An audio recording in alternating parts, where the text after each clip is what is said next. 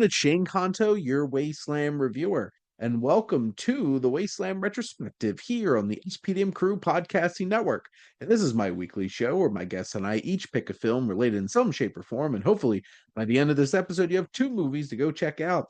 And joining me for the second Thursday of the month, it is our fearless leader here on the crew. It is Mike Hilty. Hello, ahoy, if I may. Good Part of the day. ship, part of the crew. There we go. Um, we're just a couple of swashbuckling adventurers here on this episode of Wasteland Retrospective, as we're going to take a dive into a double dose of Errol Flynn's swashbuckling adventures. It is the adventures of Robin Hood and Captain Blood. And also, Olivia de Havilland was in both of these movies too. Well, there we go. So there you go. But Mike, are you ready to dive into this swashbuckler? R. Well, the pirate one's next. No. We'll be What do I do? Switch or like whatever noise a bow and arrow makes, or ting of a sword? Yeah, let's go with one of those. We're men in tights. La la la la la la la la la la la la la la la la la la la la.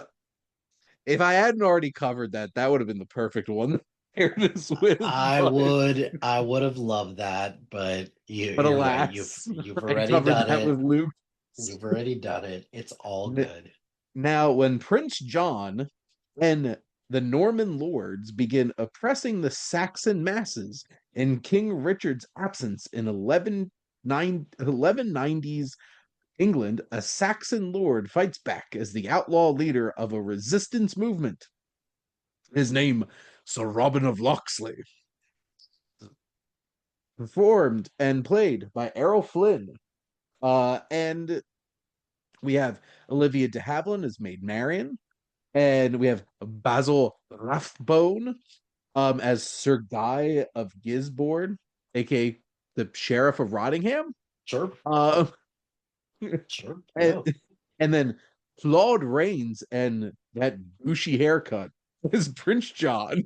Right. But Mike, what were your general thoughts on the adventures of Robin Hood?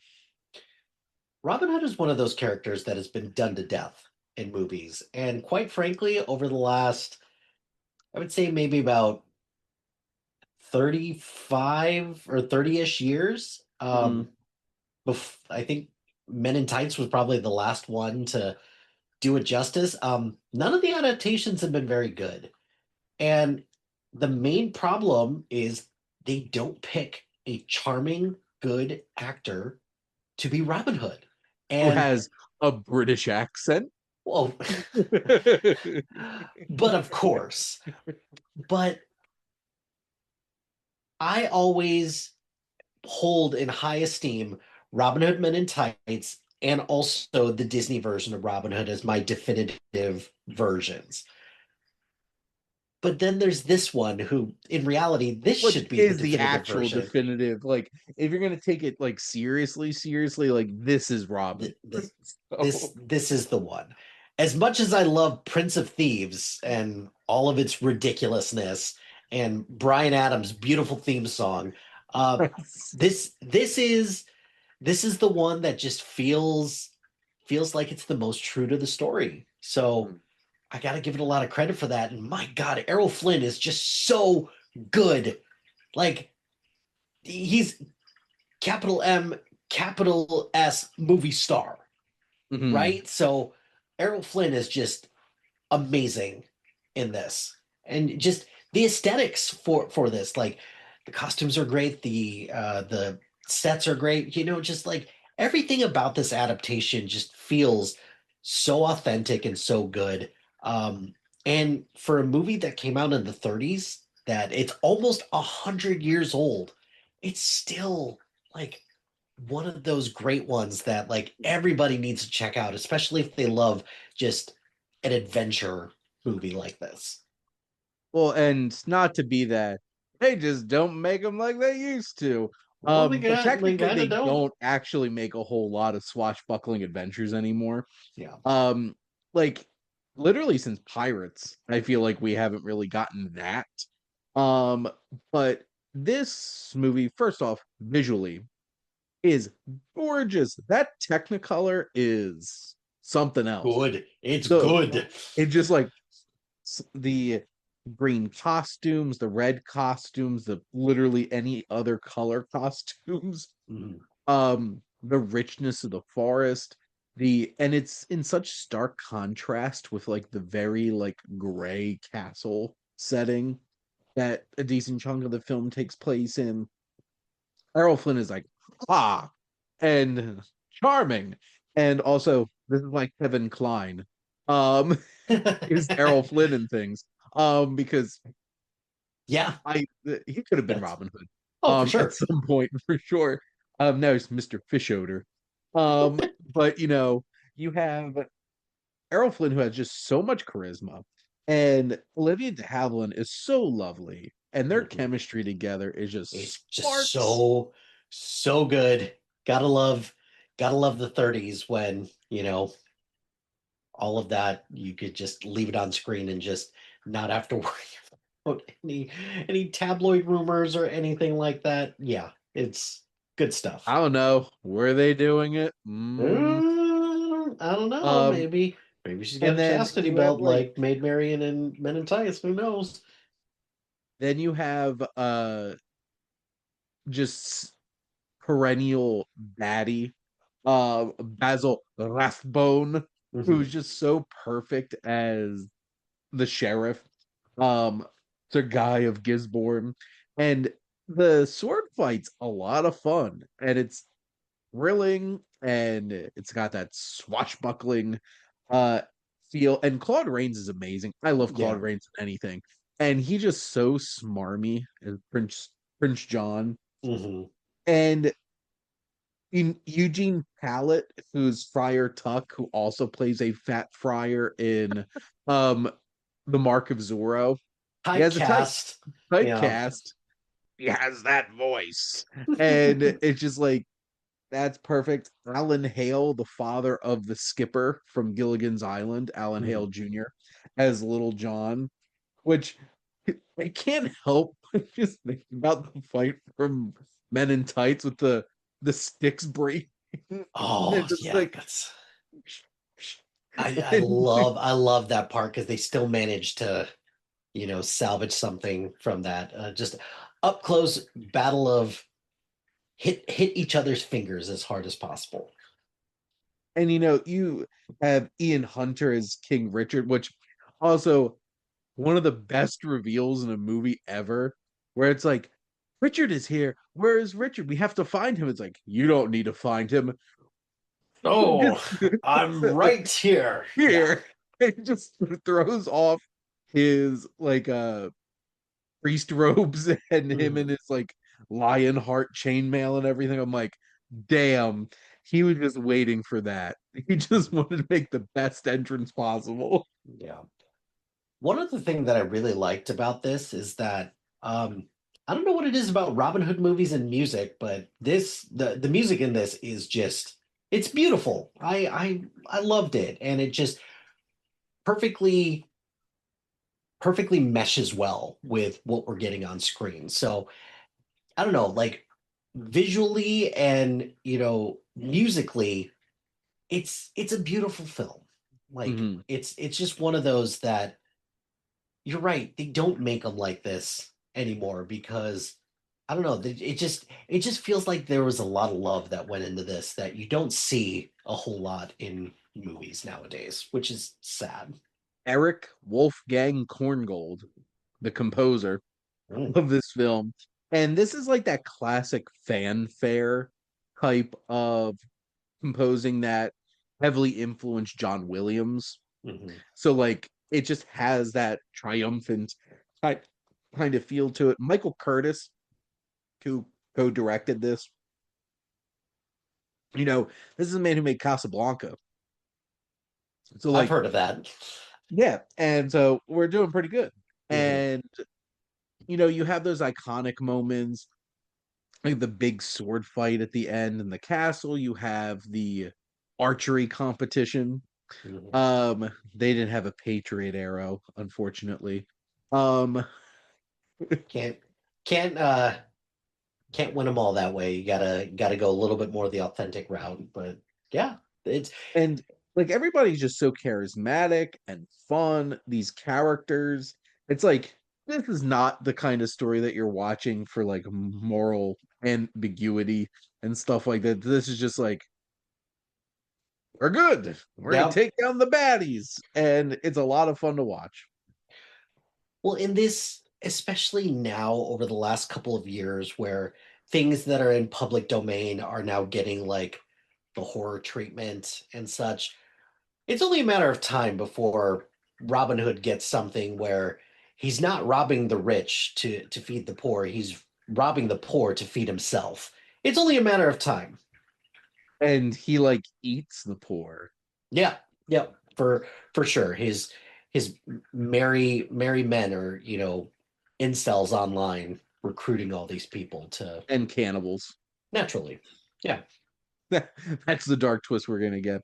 sure. As I was contemplating seeing Gale, the new Uh, Wizard of Oz horror movie coming from Fathom Events, I'm like, I'm staying in tomorrow, but maybe I'll catch it on VOD when it releases. right. But it's this is just one of those amazing feel good kind of classic cinema type films, and I had it on my lovely new Warner Brothers Ooh, movie box set that I had, nice.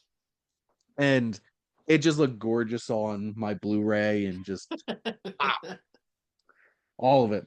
Mike, do you have anything else to add about the adventures of Robin Hood?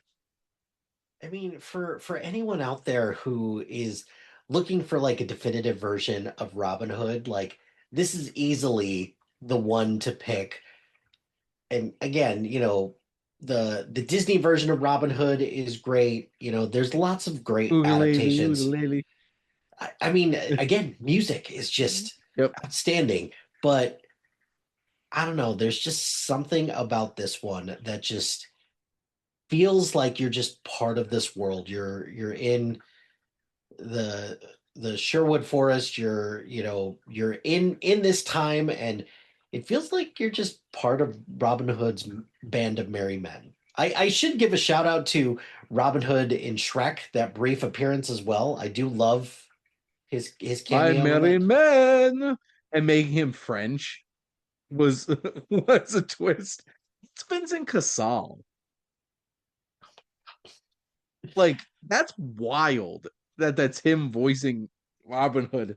Monsieur Hood, break it down. Uh, That's bad. That's bad. That's it's really, really very bad. very bad. I But have all been he's saying is appreciating you talking about Shrek and Shrek 2 on the family movie night. Uh, we're because I gonna just wrote we're about them on my Substack recently. we're going to be full steam ahead on all things Shrek for the next couple of months. So might as well get into the spirit. Get shriggity shriggity shreked. But we have another swashbuckling adventure to dive into on the high seas, and that is Captain Blood. And this is directed also by Michael Curtis, also starring Errol Flynn, also starring Olivia de Havilland, also starring Basil Rathbone. I'm like, wait a minute. They all just keep popping up in the same places. But this is a story after treating a Monmouth rebel against King James II in 1680s England, a young Irish doctor is exiled as a slave to Jamaica, where he captures a Spanish galleon and becomes the most feared pirate of the Caribbean. What a what a What a see, here's that's the thing. I had no idea this movie was about a doctor turning into a pirate. I just assumed he was a pirate He from was the just a start. pirate from the start, not morphing into that. Yeah, that's quite the diverse route to go for all of that. Yeah, quite quite interesting. Like, so if you're enslaved, just play the pirates theme, turn into a pirate, can sail the seven seas. And it just I did, like I said, I had no idea where this was gonna start. And the fact that I'm like, this is a 2 hour movie. I'm like, when's he become a pirate? Right. I had similar questions. Because it takes a while, Mhm. honestly, to Yeah. even get to that point. But generally, Mike, what were your thoughts on Captain Blood? You know, the first time that had ever heard of Captain Blood, D2 The Mighty Ducks. When when Michelle McKay tells Gordon Bombay that his team is calling him Captain Blood. And I'm not sure if that was a coincidence or if that's something that they genuinely meant to give a shout out to Captain Blood. But I don't know, like I looked it up afterwards. I was like, was there really a Captain Blood? It's like, nope, there was just a movie. And then I hadn't seen this in a very it's been a while, but the first time I saw it, I was like, man, this is just a lot of fun. And seeing it this time around, it's like it's still an enjoyable experience. The plot kind of just meanders a little bit and it's kind of a little disjointed, but that's not enough to detract that Errol Flynn is just still charming as hell in this. Mhm. And this is just a fun adventure movie. Like, I feel like this would be just like the epitome of like a popcorn movie. Which I feel like the second half of the movie is, and like so much of the beginning, like this is dealing with slavery and political prisoners, and I'm like, wait a minute. This And is like, this is not what I was expecting at all. well, and if you really think about it, Robin Hood's also about like undue taxation and usurpation of land and stuff like that. I'm like, all of these movies were political. What are we talking about? And like Errol Flynn with I prefer my Errol Flynn with a bit of a mustache and a soul patch. It's true. Um, but like him clean shaven with like la was a vibe, especially when he's in like his puffy shirt and it's just like him swashbuckling. Like he's extremely charismatic. When he really becomes like that Captain Blood and he's leading this crew of pirates and stuff like that, it's thrilling, it's exciting, and you get those moments in the climax of the film. And the first half of the film, I do think drags a bit too long. Yeah. Like, I don't know if this movie needed to be an hour and 59 minutes. I feel like they could have told this story a little bit more efficiently and got you there sooner, for sure. I I would have to agree with that. It still it still goes by quick, but that first half does Mm. drag on a lot. It does take a while to get to that. But you're right, the second half, there's some pretty innovative and cool battle sequences that I quite enjoyed. And I don't know, they put some TV shows and movies that have come out over the last couple of years to a little bit to shame because it's like, oh, these for 1935, these are actually pretty good and they hold up pretty well compared to some of the crap that we've been getting lately. A 91-year-old film. Right. So like this has been around for a long time. And Mhm. like the conflict between Errol Flynn and Basil Rathbone was a lot of fun. Also, Basil Rathbone definitely having some kind of fan face. Um, I'm not going to define exactly what kind of face it was, but you know, a little It's darker than a little darker than normal, just a little bit. Yeah. just a little bit. But you know, I also love that his name's Peter Blood. Like this man's Christian name, like his his family name is Blood. What What a thing. well, but not only that, it wasn't just Captain Blood once upon a time, it was Dr. Blood once upon a Yes, time as well. it's Dr. Captain Blood. It's Like, like the one character from was it Flapjack? well, Dr. Bar I know what's it Dr. Barber. It's like this man has multiple professions. Look at him. Look how many letters he has after his name. Right. Uh, but you know, I love. There's definitely tons of chemistry between Olivia de Havilland and Errol Flynn. It just pops on screen. Their dynamic with her being like the child, like he's the Elizabeth Swan of the situation, Hmm. and you know, she's the rich girl who has a powerful father, but like she sees the plight of this man and wants to support him, and they have their conflict, and that works in the film. And it honestly has an interesting bit of like historical context Hmm. and how like pirates were such a very specific piece of like world history and stuff like that in this, and like some of these pirates were like professional pirates working for actual countries and stuff like that. Right. Can't forget about that. Professional pirate. They weren't just criminals who, just were sailing the high seas, they were hired mercenaries as well. Can't forget about Mhm. that. Yep, by the government. Government hiring C word mercenaries Right. to do their bidding, which that basically happens at the end of this movie. They're like, how about you fight for us? More or less. Yeah. And I don't know what it is about Hollywood, just like Hollywood really struggles with pirate movies. I don't understand why, unless it's like a Treasure Island type of situation Hmm. or Pirates of the Caribbean lately. Like what's the last like good pirate movie that like old style pirates like this, not like Somali pirates, which I quite enjoyed Captain Phillips, but when's it like the last time that you watched a pirate movie that you Pirates, were Band of Misfits. uh, That's there Aardman, is isn't it? I believe Uh, so, yeah. yeah. And like that's silly. Like they're fighting Charles Darwin as an antagonist in the movie. But And of course.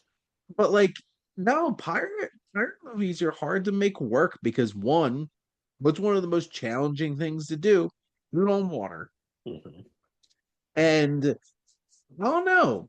I guess pirates just aren't as it's like even before Pirates of the Caribbean, like what were like Peter Pan had pirates, but pirates are bad. Mhm. Um, and you had ghost pirates in the fog, and then you had ghost pirates again in Pirates of the Caribbean. Yeah. And then they did ghost pirates again in the fifth Pirates of the Caribbean. Well, if you've got a formula, might as well stick with it, right? But If you have a formula, you have you have like movie like Cutthroat Island, which mm, spectacular failure. Um, I just realized something. All the SpongeBob movies. my Mm, mistake, including this most recent one. yes, Can't forget about that. specifically Antonio Banderas. From SpongeBob, Shot of What, Mm, and just hamming it up in live action. there we go. Oh man. No, I think pirate movies are really I don't know why they're so hard to make, but they should make more. Pirate Uh, movies are fun. I agree. I do. So I don't know. We'll see. I do want to give a shout out also. I love his flag. The flag that like taking something cool about the skull and crossbones and making them like two arms interlocking with sword. I love Mhm. that. I think that's really cool. It was pretty cool. So this had something to say. It had some romance, and it was a swashbuckler indeed. So we got a pair of swashbucklers for all of you to enjoy. Hmm. And you could have a British accent, or you could sound like a pirate. And just enjoy some fun for sure. But Mike, thank you as always for coming on and chatting movies with me. Yeah, thanks for having me. Always look forward to chatting with you about movies and looking forward to chatting with you more in the future. Yes, on this 102nd episode of the Wasteland Retrospective. Wow, And 100. Congrats on that. That's crazy. That's not even including your the our old original our iteration. the version 1 or phase 1 Yep. of this. And then next week, I'll be breaking the rule of this show of a pair of movies because Luke and I are going to talk about all three the Human Condition movies, which I spent a combined 9 hours and 45 minutes watching all three of them. So Wow. Wow. That's okay. I mean, it was ambitious. didn't we do didn't we do all the John Wick movies? We sure did. In Yeah. the in version one, we did talk about all four John Wick movies in Eh, like Under 30 30 minutes. minutes. Yeah. Yeah. I We have remember a little that. bit more flexibility now, so maybe someday in the future. We could do the first John Wick. No, no, we can't. That's no. Wait. That came out in 14, didn't it? Yeah, it Yeah. did. It did. Yeah. Oh, Yeah. But next month, Mike and I are going to be talking about two of the more underrated Fincher films, which is The Game and Panic Room. But most importantly, thank all of you for listening. Make sure to like, comment, and share on this episode. What is your favorite swashbuckling film? And if you're a millennial, of course it's Pirates of the Caribbean. I mean, Or even if you're honestly, not a maybe The millennial. Mummy. We ate good in Yeah. the late 90s and early aughts. Um, and if you like, and if you you know, you should follow or subscribe wherever you listen to your podcast because the SPDM Crew Podcasting Network is ever expanding. We have so many great shows with all different types of interests. And, if you love movies, we got plenty of those. Um, talking about movie a lot on here. And if you want to be a guest on one of these shows or start your own podcast, reach out to us on our website. If you like our logo, we're a high flyer creative for all your digital marketing needs. But most importantly, thank you as always for tuning in and supporting the Wasteland Retrospective here on the SPDM Crew Podcasting Network.